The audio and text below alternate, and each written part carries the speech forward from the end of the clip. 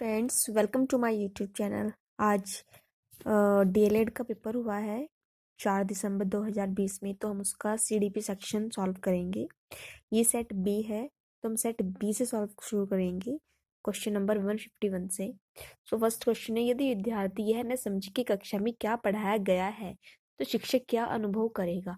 तो शिक्षक क्या अनुभव करेगा, उसे दूसरे तरीके को समझाना चाहिए। तो क्वेश्चन 151 का बी करेक्ट है। फिर है 152 का है, शिक्षक द्वारा दिए जाने वाला गृह कार्य की मात्रा एवं प्रकार का निर्धारण करना चाहिए। ऑप्शन सी यहाँ सही आंसर है।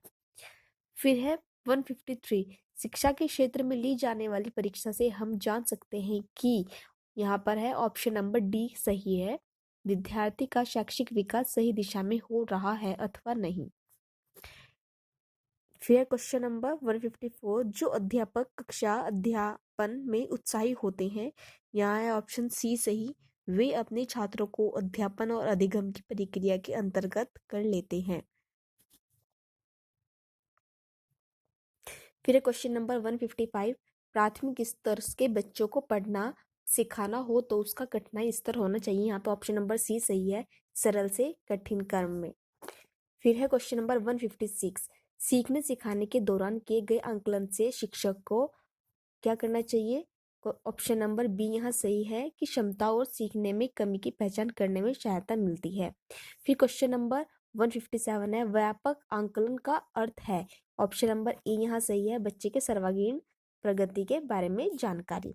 फिर है क्वेश्चन नंबर 158, बाल केंद्रित शिक्षा का अर्थ है। तो बाल केंद्रित जो शिक्षा होती है उसका अर्थ होता है कि बच्चों के अनुभव और उनके स्वरों और उनकी सक्रिय सहभागिता को प्राथमिकता देना। ऑप्शन नंबर बी यहाँ सही है।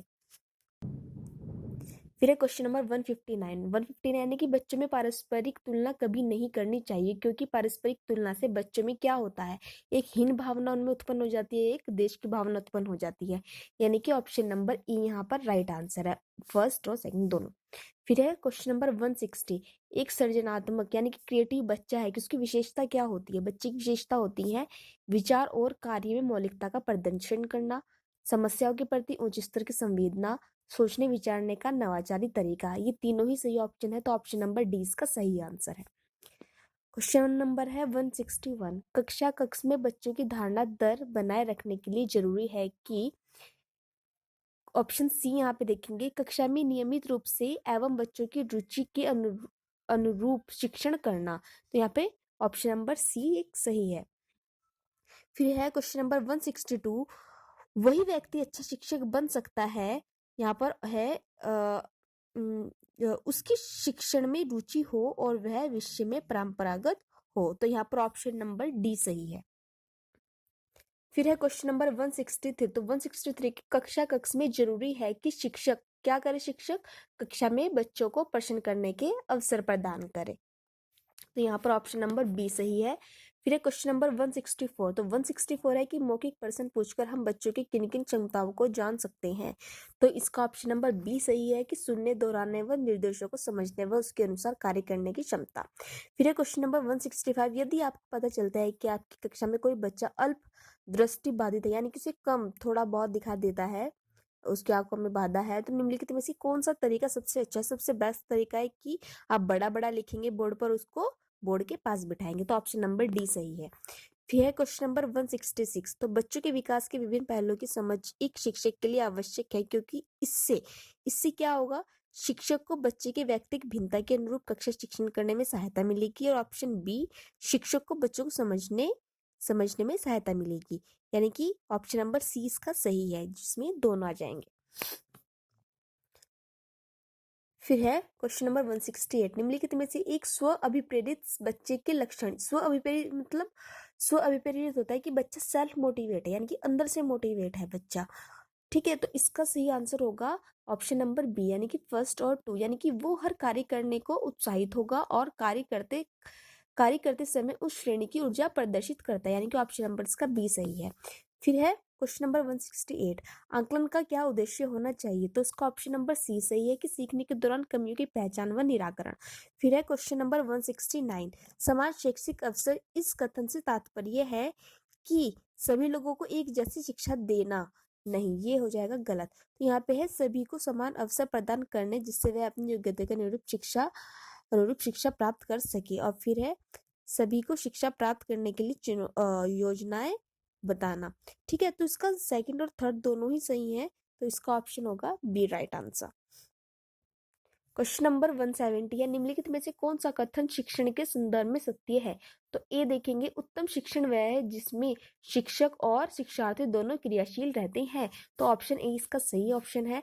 फिर क्वेश्चन नंबर 171, विद्यार्थियों में नैतिक गुणों का विकास तब तक हो सकता है जब तक, ऑप्शन नंबर इसका बी सही है, स्वयं नैतिक गुणों का अनुकरण करे व विद्यार्थियों को अभिप्रेरित करे। फिर क्वेश्चन नंबर 172 है, यदि कोई शिक्षक अपने विषय का पाठ्यक्रम समय पर पूरा नहीं कर पाता है तो सबसे अच्छा तरीका कौन सा होगा जो उसे करना चाहिए? तो सबसे बेस्ट तरीका है कि उसने जितना भी पाठ्यक्रम उसको कराया है, बच्चे को क्लास में कराया है, उसी में से ही वो क्वेश्चन पूछे, तो इसका ऑप्शन नंबर बी सही होगा। फिर है क्वेश्चन नंबर 173, यदि किसी शिक्षक को कक्षा शिक्षण के दौरान विद्यार्थी द्वारा पूछे गए प्रश्न का उत्तर नहीं आता है तो उसे क्या करना चाहिए? तो उसको क्या करना चाहिए? उसे कहना चाहिए कि वो इसका उत्तर विस्तार से अध्ययन के बाद बताएंगे। ऑप्शन नंबर इसका सी सही। क्वेश्चन नंबर 174, यदि आपकी कक्षा में कोई विद्यार्थी अधिकतर अनुपस्थित रहता है तो आप क्या करेंगे? तो उससे क्या करेंगे? ऑप्शन नंबर सी सही है, उसके कक्षा में अनुपस्थित होने का कारण जानेंगे उससे। फिर है क्वेश्चन नंबर 175, विद्यालय में शिक्षक अभिभावक बैठक आयोजित करने की क्या उद्देश्य होने चाहिए? तो ऑप्शन नंबर 20 का सही है, बच्चे के सबल एवं कमजोर पक्षों के विषय में चर्चा करना। फिर है क्वेश्चन नंबर 176, एक अच्छे शिक्षक को विद्यार्थी द्वारा किए गए कक्षा कार्य को कैसे जांचना चाहिए? तो कैसे जांचना चाहिए? तो इसका है ऑप्शन नंबर डी सही, कि कार्य के पूर्ण होने के तुरंत बाद जिसमें कार्य के संदर्भ में त्रुटियां एवं सुधार का उल्लेख हो। फिर क्वेश्चन नंबर 177, शिक्षक व्यवहार के संबंध में कौन सा कथन सही नहीं है? तो सही नहीं है, यानी कि इसका सही नहीं है, तो सही इसका है शिक्षक, ऑप्शन नंबर सी, शिक्षक व्यवहार बाह्य व्यवहारों एवं लक्षणों द्वारा प्रदर्शित होता है। ऐसा बिल्कुल गलत है, वो बाह्य व्यवहारों द्वारा प्रदर्शित नहीं होता है। शिक्षक जो होता है वो इंटरनली मोटिवेट होता है, तो इसका सही आंसर है ऑप्शन नंबर सी। फिर क्वेश्चन नंबर 178, एक अध्यापक को शैक्षिक मनोविज्ञान का ज्ञान अवश्य होना चाहिए ताकि वह, इसका ऑप्शन नंबर बी सही है, उचित शिक्षण विधियों का विकास कर सके। फिर क्वेश्चन नंबर 179, बच्चे के अवांछनीय संवेगों के संबंध में निम्नलिखित में से कौन सा व्यवहार सबसे कम प्रभावी है? तो कम की बात हो रही है, ठीक है, तो कम या फिर ज्यादा होता है, तो उसको ध्यान से पढ़ते हैं इस टाइप के क्वेश्चन को, जिसमें कम प्रभावी पूछा है, तो ऑप्शन नंबर सी इसका सही ऑप्शन राइट आंसर है, कि बच्चे को दंड देना तथा कहना कि वह ऐसा कार्य दोबारा न करे जो अच्छा नहीं है। तो दंड देना तो बिल्कुल ही गलत है बच्चों को, ठीक है, तो इसका सही आंसर है ऑप्शन नंबर सी। फिर है क्वेश्चन नंबर 180, निम्नलिखित में से कौन सा कथन गृह कार्य के संबंध में सर्वाधिक उपयुक्त है? तो उसका है ऑप्शन नंबर इसके डी। ये सारे ही सही है कि गृह कार्य छात्रों की प्रवृत्तियों एवं स्तर के अनुकूल होना चाहिए, गृह कार्य का स्वरूप भाषा की दृष्टि शुद्ध होना चाहिए, गृह कार्य क्रमागत होना चाहिए, गृह कार्य उद्देश्य केंद्रित होना चाहिए, तो इसके चारों ही ऑप्शन सही है, तो उपयुक्त सभी, option number D. Question number 181, बच्चों के व्यवहार का सूक्ष्म निरीक्षण करते समय शिक्षकों को किन बातों का विशेष ध्यान रखना चाहिए?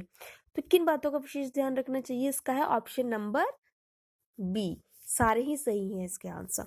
फिर है क्वेश्चन नंबर 182 का है, निम्नलिखित में से सही कथन का चयन करना है, तो उसका ऑप्शन नंबर है सी सही, कि अध्यापक को अनुभव अथवा विधिता का विचार किए बिना कक्षा में हर बार जाने से पहले तैयारी कर ही जाना चाहिए, आवश्यक होती है तैयारी करना, ठीक है।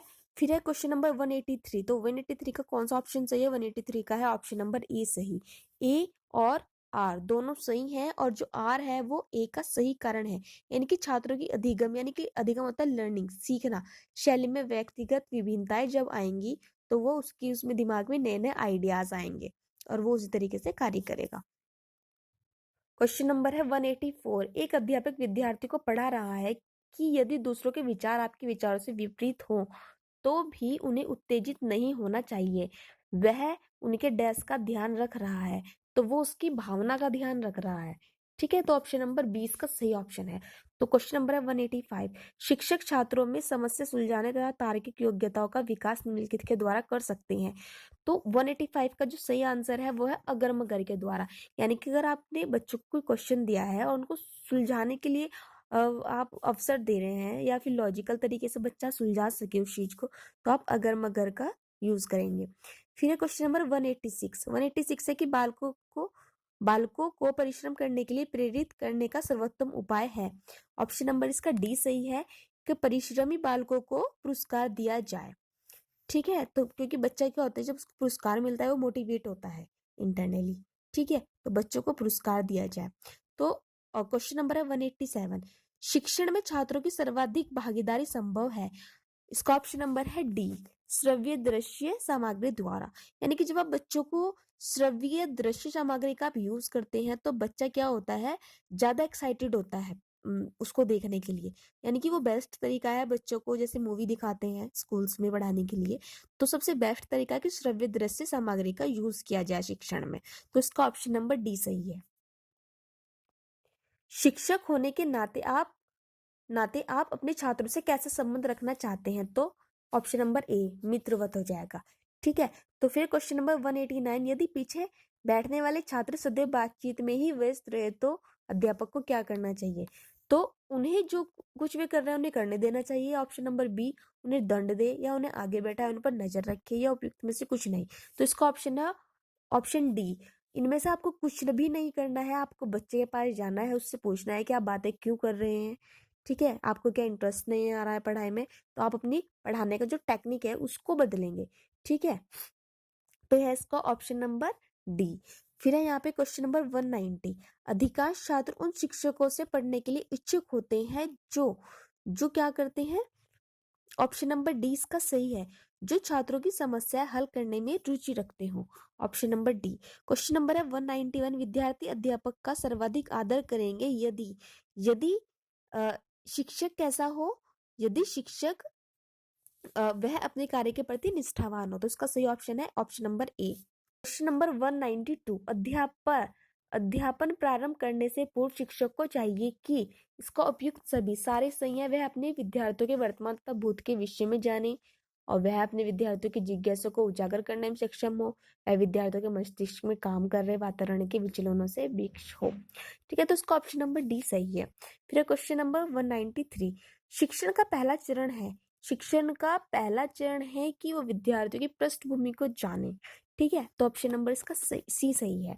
फिर क्वेश्चन नंबर 194, कल्पना कीजिए कि आप एक महत्वाकांक्षी अध्यापक है, आप कक्षा अध्यापन के विषय में अत्यंत ऊंचा आदर्श रखते हैं, किंतु आपका कठिन परिश्रम कारगर नहीं होता। इस समस्या के पीछे कारण हो सकता है कि, तो इसका ऑप्शन नंबर सी सही है कि आपके शिक्षण का स्तर विद्यार्थियों की क्षमता से अधिक ऊंचा हो सकता है। छात्रों के मध्य जो व्यक्तिगत भिन्नता है वह आपके प्रयास को नष्ट कर देती है।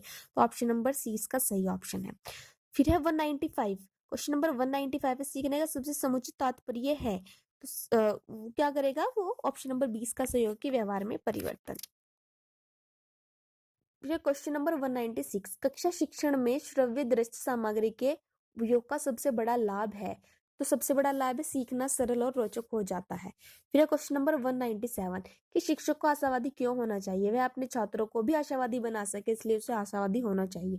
क्वेश्चन नंबर है 198, शरारती छात्रों के साथ शिक्षक का व्यवहार होना चाहिए, विनम्र किंतु दृढ़। ऑप्शन नंबर 20 का सही है। उसके बाद है क्वेश्चन नंबर 199, कक्षा शिक्षण की व्यवस्था निर्भर करती है। तो कक्षा जो शिक्षण की व्यवस्था निर्भर करती है वो निर्भर करती है अन्य शिक्षकों के सहयोग पर। फिर ऑप्शन नंबर क्वेश्चन नंबर 200, ठीक है, यदि छात्रों का शैक्षिक रिकॉर्ड अत्यधिक उत्तम है तो शिक्षक को निम्नलिखित कार्य करने की आवश्यकता है। तो उसका ऑप्शन नंबर सी सही है, यानी कि छात्रों को स्वयं तैयार करने के पर्याप्त अवसर दे और उन्हें स्वनिर्देशित होने दे। तो यहाँ पर हमारा साइकोलॉजी का सेक्शन खत्म होता है। नेक्स्ट सब्जेक्ट के लिए आप नीचे बायो में लिंक होगा, उसको चेक करें। Thank you so much.